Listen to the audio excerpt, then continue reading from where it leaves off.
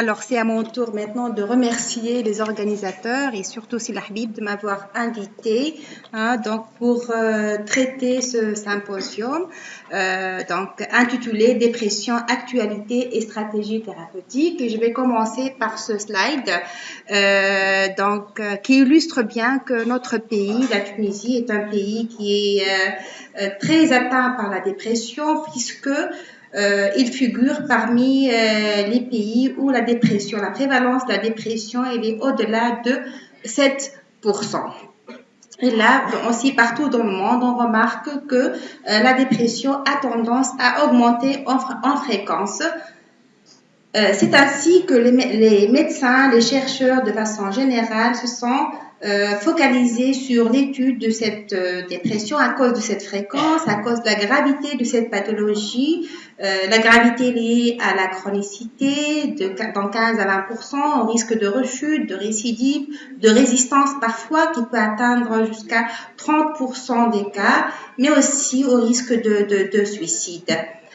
Également, on s'intéresse beaucoup et de plus en plus à la dépression parce que c'est maintenant connu et mis en évidence que la dépression touche les sujets de façon précoce.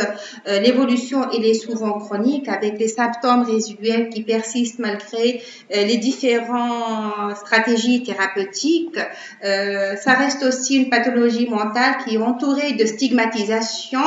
Et le traitement, qu'il y a actuellement une augmentation dans les stratégies des moyens thérapeutiques, reste un traitement sous-optimal.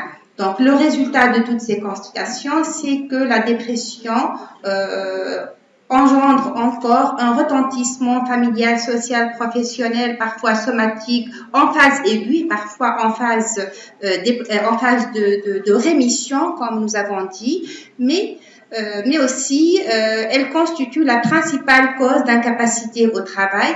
Ainsi, l'OMS estime que d'ici 2020, la dépression devrait devenir la deuxième cause de morbidité globale. Voilà. Donc, le résultat de cet engouement des chercheurs, des cliniciens sur l'étude de la dépression a abouti à deux éléments importants. Le premier élément, c'est que la dépression, on étudie de plus en plus de façon fine les symptômes de la dépression, les expressions cliniques de la dépression et on assiste à un remaniement nosographique constant. Donc, le dernier bébé, peut-être, c'est le diagnostic selon le DSM-5. Malheureusement, malgré cela, la dépression reste encore sous-diagnostiquée. Et l'autre élément important, c'est l'exigence des résultats. Et comme on va le voir, on exige de plus en plus des moyens thérapeutiques, d'améliorer la dépression, d'améliorer les symptômes fonctionnels. Et il y a éclosion de plusieurs moyens, et pharmacologiques et psychothérapeutiques, comme on vient de le voir avec la mindfulness, par exemple. Et pourtant, la dépression demeure une pathologie qui est insuffisamment traitée. Elle est de moins de 10% en Tunisie. Là, ça, c'est l'étude de Sizoël Heshmi avec la collaboration de Mejda. Voilà. Donc, le remaniement nosographique, il est constant. Le dernier bébé, c'est le DSM-5, qui va quand même retenir à peu près les mêmes critères qu'on connaît sur la dépression. C'est l'existence persistante et stable de symptômes pendant au moins 15 jours, associant obligatoirement et la douleur morale et la perte d'intérêt et de plaisir. Ces symptômes devraient être suffisamment intenses pour altérer le fonctionnement du sujet ou entraîner une souffrance. Alors, les symptômes, c'est des symptômes essentiellement chimiques. C'est ce qu'on connaît de la sémiologie classique, la dépression, l'humeur dépressive, la perte de l'intérêt et de plaisir, le ralentissement psychomoteur, la fatigue. Mais là aussi, il y a le critère, le cinquième critère, c'est la diminution de la capacité de penser, de se concentrer ou de prendre des décisions. Là, c'est un item qui est essentiellement d'ordre cognitif. À côté de cela, il y a la symptomatologie, donc les troubles instinctuels, et il y a donc l'importance ou l'intensité de certains symptômes spécifiques, notamment la dévalorisation ou les idées suicidaires. Donc ces symptômes ne devraient pas être secondaires à une maladie, à un traitement ou encore à une maladie psychiatrique, notamment d'ordre psychotique. Ce qui est important dans le DSM-5, c'est qu'il retient toujours les caractéristiques psychotiques correspondant à la classique, à la classique dépression délirante ou dépression mélancolique, les caractéristiques catatoniques, les caractéristiques atypiques. Là encore, une autre fois, même si on connaît la dépression anxieuse, le DSM-5 par rapport au DSM-4, il met en valeur ces caractéristiques anxieuses parce que c'est un marqueur, il constitue un marqueur de sévérité. Et ce qui est nouveau, c'est un résultat de la recherche sur la dépression unipolaire versus dépression bipolaire, c'est que le DSM-5, il reconnaît actuellement les caractéristiques mixtes qui seraient un marqueur de bipolarité. Comme vous le savez, il faut au moins 3 symptômes de manie ou d'hypomanie pour dire qu'il s'agit d'une dépression avec caractéristiques mixtes. Il spécifie aussi la dépression avec début en péripartum si la dépression survient au cours de la grossesse ou uniquement dans les 4 semaines suivant l'accouchement, même si on sait que la dépression du postpartum peut survenir même après une année. Le DSM-5 ne retient que les 4 semaines suivant l'accouchement. Donc ça, c'est le principal peut-être constatation ou les dernières associations des symptômes selon le DSM-5. Et là, on va parler de l'exigence des résultats thérapeutiques.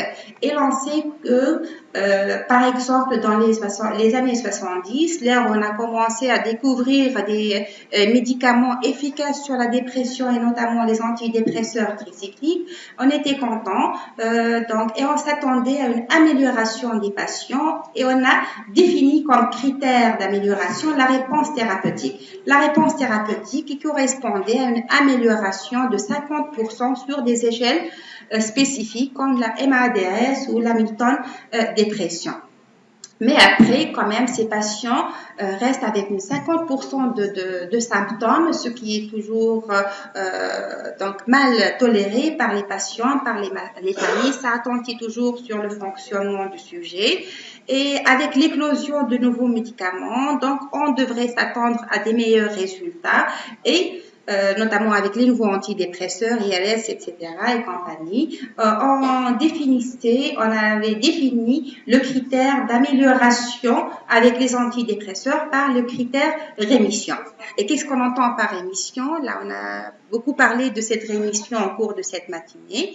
Alors, la définition la plus utilisée, c'est une rémission symptomatique mesurée par la MADRS. Donc, il faut qu'elle soit inférieure à 10 ou par l'Hamilton dépression inférieure à 7. C'est la définition la plus couramment utilisée, qui est utile surtout à 8 semaines. Sinon, il y a aussi la rémission complète. La rémission complète définie par l'existence d'un score MA-DLS qui est inférieur ou égal à 5 et qui serait utile à 6 mois. Et nous remarquons, je pense qu'il y a toujours des symptômes, des items qui sont positifs ou 5 items ou 7 items, ce qui n'est pas une rémission, une restitution intégrante comme on le souhaitait avec les psychotropes. Voilà, ça c'est la rémission symptomatique, mais il y a aussi la rémission syndromique qui est clinique, c'est-à-dire absence de critères diagnostiques au DSM ou présence d'une symptomatologie minimale, absence d'humeur triste ou anédonie. Là, c'est une définition qui se focalise sur l'humeur plus que sur les autres dimensions qu'on a étudiées le matin.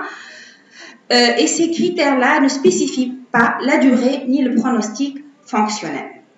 Donc, ainsi, là, c'est une étude, l'étude STAR-D. Je pense que c'est la plus grande étude qui a évalué la réponse aux antidépresseurs en termes de rémission et qui a montré que avec les antidépresseurs, avec un premier antidépresseur, une rémission des symptômes n'a pu être obtenue que chez 30% des patients.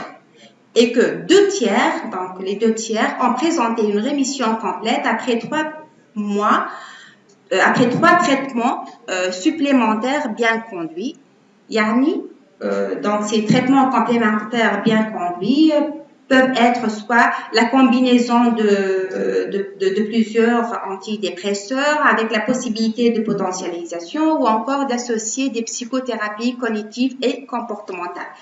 Donc, malgré tout, les nouveaux antidépresseurs et les anciens ne permettent une rémission complète que dans 2/3 des cas, et 1/3 des cas vont présenter encore une symptomatologie résiduelle qui va altérer le fonctionnement du sujet. C'est pourquoi qu'à partir des années 2010, on a introduit la récupération, la notion de récupération fonctionnelle. Récupération fonctionnelle, c'est-à-dire que le sujet déprimé devrait retrouver un niveau de fonctionnement pré-morbide, ce qu'on appelait la restitution ad intégrant. Ce fonctionnement, il est évalué dans les sphères socio-professionnelles, familiales et occupationnelles. Et désormais, il y a les symptômes qui vont influer ce fonctionnement, qui vont compromettre ce retour au niveau de fonctionnement prémorbide, qui sont toujours là et qui sont de nature, comme vous l'avez bien présenté, cognitive ou des plaintes cliniques résiduelles.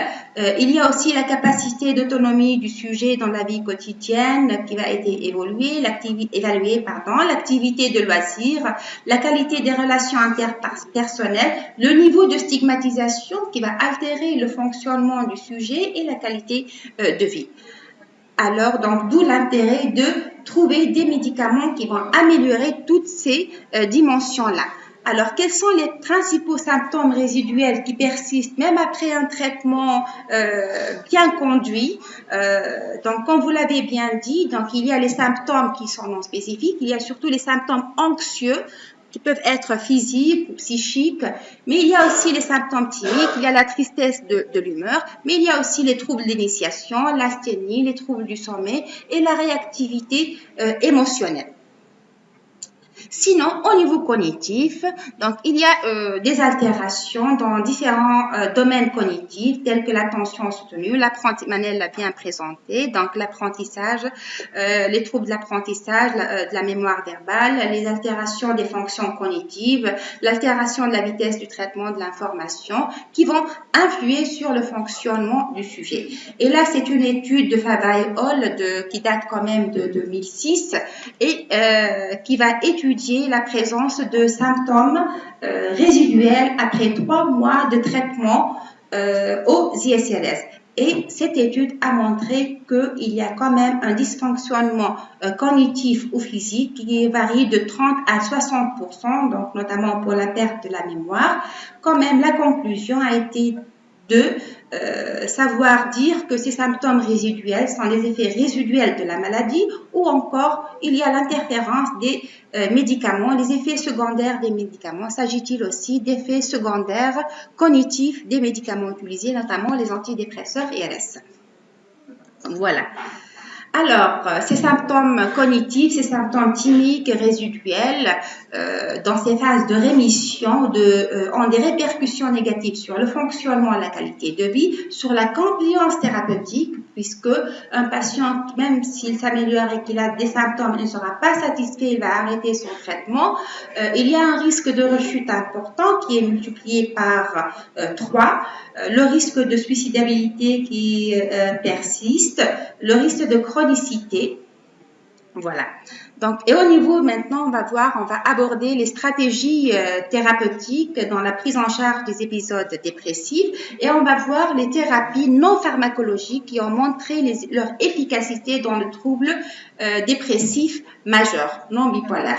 Alors, dans le traitement curatif du trouble dépressif majeur, donc les principales thérapies qui ont montré leur efficacité, c'est les thérapies interpersonnelles, mais aussi les thérapies cognitives, comportementales et émotionnelles.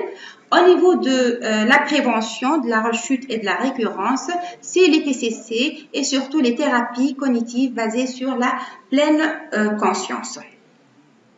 Alors, c'est vrai, ces thérapies, notamment cognitives, focalisées sur l'aspect cognitif, peuvent améliorer la qualité de vie des sujets et des symptômes dépressifs, mais quand même sans rétablir les normaux de la qualité de vie. Donc, même si on associe, si on va traiter spécifiquement les dimensions cognitives, il y a toujours une résistance et il y a toujours une persistance de symptômes donc altération de la qualité de vie et donc persistance de symptômes notamment cognitifs. Alors, au niveau des stratégies, qu'est-ce qu'on va faire? Je pense que vous êtes d'accord avec ce que je vais présenter. C'est l'intensité de la dépression qui va dicter le choix thérapeutique. Si la dépression elle est légère, on peut se contenter d'informer, de faire une psychoéducation du patient, d'avoir un accompagnement du sujet un soutien du sujet pendant le début de la prise en charge, mais ceci ne devrait pas dépasser 14 jours. Au bout de 14 jours, il vaut mieux réévaluer le patient et voir si cette symptomatologie dépressive légère persiste ou encore elle s'aggrave. À ce moment-là, on va s'engager pour entreprendre un traitement psychothérapeutique ou pharmacothérapeutique. Par contre, si la dépression elle est modérée ou sévère, bien sûr, la dimension psychoéducative elle est toujours importante à considérer. Il faut faire participer le patient dans le choix du traitement. On opte alors pour le traitement psychothérapeutique, souvent en association avec le traitement pharmacothérapeutique. Le traitement pharmacothérapeutique il est primordial lorsque la symptomatologie dépressive elle est intense et que le sujet il est altéré au niveau cognitif et qu'il ne pourrait pas suivre donc la psychothérapie en un premier temps. Et on va évaluer après. On n'attend plus les 8 semaines, les 12 semaines. Là, on dit on surveille une fois par semaine et que à partir de 2, 3, 4 semaines, on peut quand même évaluer si le médicament il est bon ou pas, selon qu'il s'améliore, qu'il y a une amélioration de la symptomatologie, la réponse des années 70 supérieure à 50% ou inférieure à 50%. Donc, si le patient commence à s'améliorer, à répondre au traitement, on va poursuivre le traitement et on va suivre le patient pendant toutes les 2 à 4 semaines, puis donc de façon plus espacée. Si le patient ne s'améliore pas, bien sûr, il y a plusieurs stratégies à adopter et qu'on va voir ensemble tout à l'heure. Voilà. Alors, concernant les moyens pharmacologiques, donc le traitement de la dépression, qui dit dépression, la unipolaire, c'est les antidépresseurs en premier lieu. Et il y a plusieurs classes pharmacologiques d'antidépresseurs qui ont été proposées et qui ne diffèrent pas fondamentalement en termes d'effets antidépresseurs. C'est-à-dire que tout traitement confondu, même les meilleurs traitements qui sont sur le marché ne peuvent pas améliorer tous les patients. Il y a toujours ces 20 à 30% de résistance thérapeutique. Voilà. Donc, les principaux antidépresseurs, les IMAO, les antidépresseurs tricycliques, puis il y a les ISRS, fluoxétine, paroxétine, sertraline, fluvoxamine, citalopram. Après, il y a eu l'apparition des ILS-NA tels que la venlafaxine. Là, plus récemment, parmi les ILS, il y a l'escitalopram qui est un ILS, mais aussi un modulateur allostérique du transporteur de la sérotonine. Donc, il est plus sérotoninergique que les ILS. Il y a les antidépresseurs noradrénergiques spécifiquement sérotoninergiques, la mirtazapine. Il y a les inhibiteurs sélectifs de la recapture uniquement de la noradrénaline, les inhibiteurs spécifiques de la recapture de la noradrénaline et de la dopamine, le bupropion, les agonistes des récepteurs de la mélatonine et antagonistes de la sérotonine, tels que l'agomélatine. Et de plus en plus, on voit apparaître de nouveaux antidépresseurs dits multimodaux, notamment la vortioxétine, qui module différents sous-types de récepteurs de la sérotonine. Donc, ils sont de plus en plus sérotoninergiques. Ils sont associés à une meilleure tolérance de la molécule. Alors là, c'est une étude qui remonte à 2008 et qui a étudié, qui a comparé les différents antidépresseurs commercialisés avant et après 2002. C'est une étude italienne. Les critères d'évaluation ont été donc, le taux d'hospitalisation et d'utilisation des structures de soins en santé mentale, la réponse thérapeutique et l'adhésion thérapeutique, donc la tolérance thérapeutique. Alors, la conclusion ou les conclusions de cette étude ont été que la spécificité d'action de la transmission monoaminergique n'a guère accru la portée thérapeutique et que les nouveaux antidépresseurs ont au mieux égalé l'efficacité, là je parle bien de l'efficacité, pas de la tolérance, des antidépresseurs tricycliques qui demeurent quand même les molécules de référence en termes d'efficacité des antidépresseurs. Les antidépresseurs dont l'efficacité a été la plus constante sont les moins sélectifs ou qui agissent sur deux systèmes de neurotransmission, notamment la noradrénaline et la sérotonine. C'est le cas des antidépresseurs tricycliques, des IMAO, mais parmi les antidépresseurs nouveaux, la venlafaxine, la duloxétine et la mirtazapine. Là, ça, c'était selon cette étude-là. Donc, ça peut être vrai, mais si ces antidépresseurs inhibiteurs mixtes de noradrénaline, de sérotonine peuvent en théorie revendiquer une efficacité supérieure aux ILS, du fait de leur mode d'action plus large, ceci n'a pas été démontré par d'autres études de façon indiscutable. Voilà. Puisque des études récentes ont montré que, par exemple, les agents les plus sérotoninergiques, notamment les citalopram ou la lévotioxétine, nouvellement mis sur le marché, pourraient être efficaces dans les formes les plus sévères de la dépression. Voilà.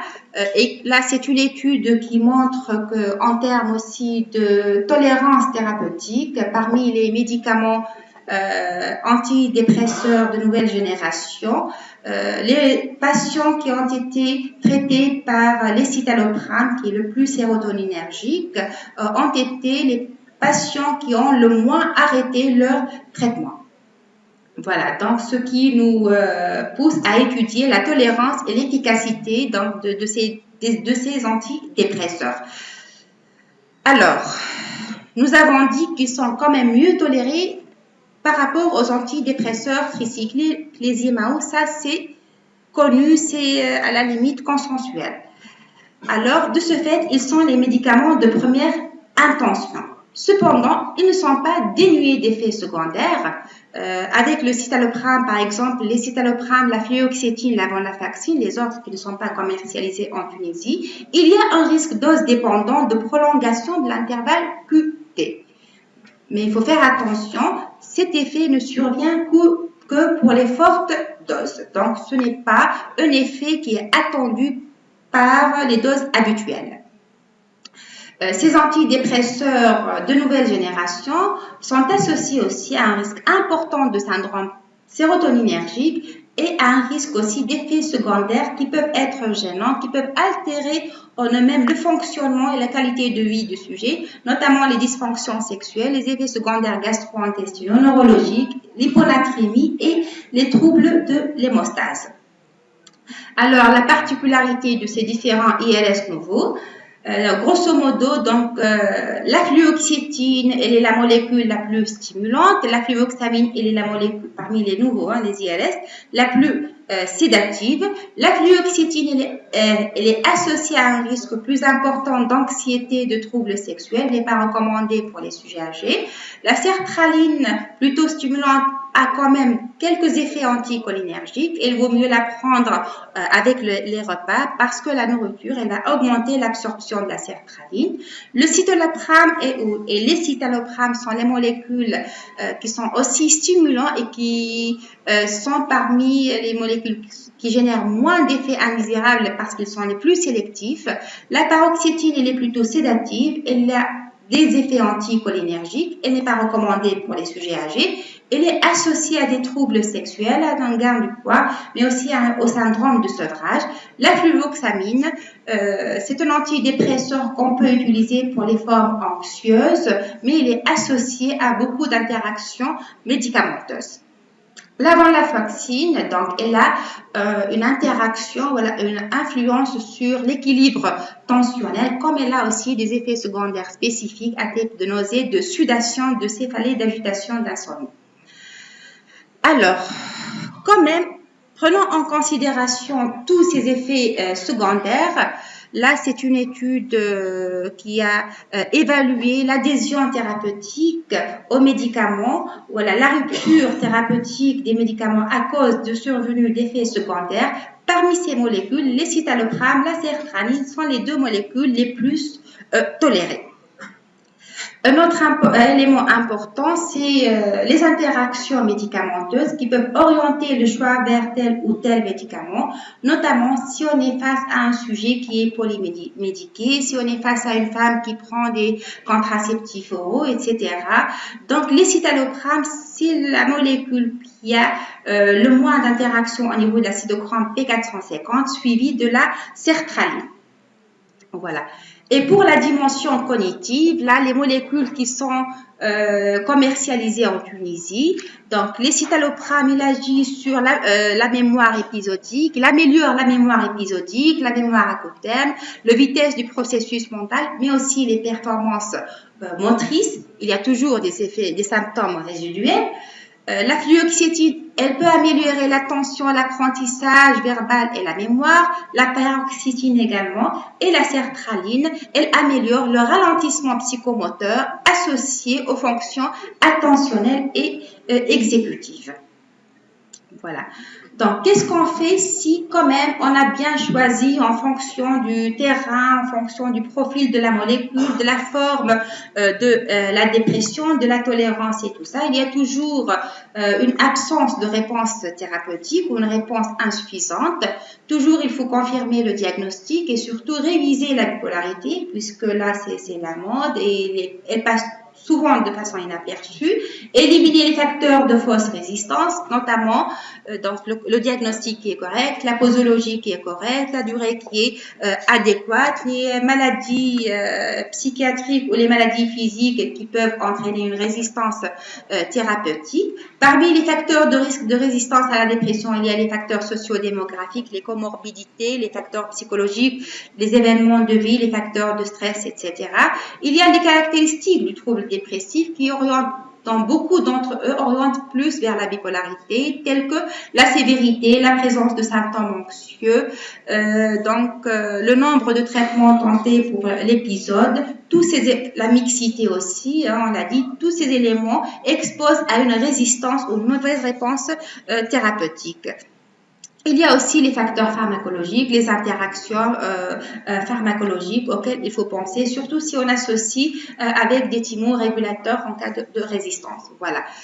Il faut toujours respecter ces comorbidités psychiatriques et avoir à l'esprit qu'il y a certains médicaments qui ont l'AMM pour tel ou tel trouble anxieux. Là, un nouvel élément qui vient d'être introduit et qui peut orienter vers le choix de tel ou tel antidépresseur. Le critère, c'est l'étude de la perméabilité de la barrière hémato-encéphalique, qui est un facteur d'influence dans l'efficacité des antidépresseurs. Cette perméabilité a été déterminée à l'aide d'une glycoprotéine P appelée molécule gardienne, localisée au niveau des vaisseaux sanguins. Et il y a un nouveau test qui est disponible en Suisse, c'est le test du gène ABCB1 qui permet de mesurer les variantes séquentielles dans l'ADN du gène ABCB codant pour cette glycoprotéine. Ainsi, on peut identifier les patients chez qui, en raison du polymorphisme, de nombreux antidépresseurs courants passent moins facilement la barrière hémato-encéphalique. Donc, pour ces patients-là, ils vont évidemment répondre de façon insuffisante au traitement prescrit. Donc, ainsi, à l'aide de cette mesure, si on est face à une mauvaise réponse thérapeutique, on peut confirmer le choix du médicament. Donc, on va augmenter, on va quand même attendre un petit peu pour changer ou opter pour une autre stratégie thérapeutique, ou encore augmenter les doses thérapeutiques. Et si ce n'est pas la bonne molécule en termes de passage de la barrière hémato-encéphalique, il vaut mieux de changer de traitement antidépresseur. Voilà. Alors, donc, en tout cas, il faut savoir que la stratégie adoptée en cas de non-réponse ne fait pas l'unanimité et aucune étude clinique randomisée est réalisée en double aveugle n'ayant apporté de réponse suffisante à cette question. Donc, les stratégies, nous les connaissons tous. On peut augmenter la dose à partir de la deuxième, quatrième semaine. Donc, si c'est bon, on n'attend pas les 8 semaines. Donc, il faut être plus rapide. On peut changer l'antidépresseur avec c'est la méthode la plus utilisée puisque c'est une méthode qui est simple, qui permet une meilleure tolérance et une meilleure observance. Alors là, je vais passer. On peut choisir l'association d'antidépresseurs. C'est une méthode qui est moins documentée. Donc l'avantage, c'est la complémentarité d'actions pharmacologiques au risque d'avoir une cumulation d'effets secondaires. Les autres stratégies, c'est la potentialisation d'antidépresseurs. Donc, la potentialisation peut se faire par les antipsychotiques atypiques, notamment avec le olanzapine, la risperidone, quetiapine, aripiprazole. Et là, la question qui peut se poser, s'agit-il à ce moment-là d'une dépression bipolaire ou pas? La potentialisation avec les hormones thyroïdiennes, c'est une stratégie qui est connue. Donc, l'efficacité, elle est obtenue surtout avec les hormones thyroïdiennes de type T3 qu'avec les hormones T4. Le lithium aussi, donc garde sa place dans la dépression qui ne répond pas aux antidépresseurs et c'est le classique effet starter du lithium qui peut être obtenu dès le deuxième jour. Et si le lithium, si cette stratégie donc elle est efficace, on va maintenir le lithium pendant 3-4 semaines, voire plusieurs mois, si on est face à une dépression unipolaire. Les antiépileptiques, la lamotrigine a eu des effets quand même, des résultats négatifs pour la dépression unipolaire. Valproate, oui, surtout lorsqu'on a une dimension d'agitation et d'hostilité, évoquant là aussi la mixité. La carbamazépine, elle peut être utile, mais avec une efficacité moins importante qu'avec le lithium. Ça reste toujours un inducteur enzymatique. Voilà. Donc, les stratégies qui ont un niveau de preuve quand même qui atteignent le niveau 1 sont le changement d'antidépresseur de l'IRS vers une autre molécule IRS, IRS vers la venlafaxine, IRS vers la mirtazapine. Là, c'est quand même assez recommandé. Sinon, l'adjonction au lithium, c'est une stratégie qui peut atteindre un niveau de preuve de 1 ou encore l'adjonction d'antipsychotiques de seconde génération, notamment l'aripiprazole et la quetiapine. Voilà. Les autres stratégies de potentialisation, là, de plus en plus, on met le focus sur la piste, sur les autres neurotransmetteurs et la piste inflammatoire. La kétamine serait une très bonne alternative, donc en termes d'efficacité, de tolérance, de rapidité, mais aussi en termes d'effet anti-suicide. Il y a aussi l'oméga 3, l'acide folique, la méthionine, les psychostimulants, parfois qui sont utilisés, ou encore les agents dopaminergiques tels que la pramipexole. La vitamine D, on entend beaucoup parler de la vitamine D pour améliorer les antidépresseurs. Sachez que quand même la vitamine D n'a pas un effet potentialisateur démontré de l'effet antidépresseur. Elle reste utile, surtout parce qu'on est face à des sujets déprimés qui sont toujours chez eux et qui ont force, qui ne vont pas sortir à l'extérieur et qui vont avoir un niveau de vitamine D qui est bas. Les autres stratégies, c'est la luminothérapie, l'électroconvulsivothérapie pour les formes résistantes ou sévères d'emblée, la privation du sommeil, l'entraînement physique aussi, il est très utile pour les patients qui quand même ont une volonté pour le faire, la stimulation magnétique transcrânienne, la stimulation du nerf vague. Alors pour la dépression bipolaire, 2 mots pour la dépression bipolaire.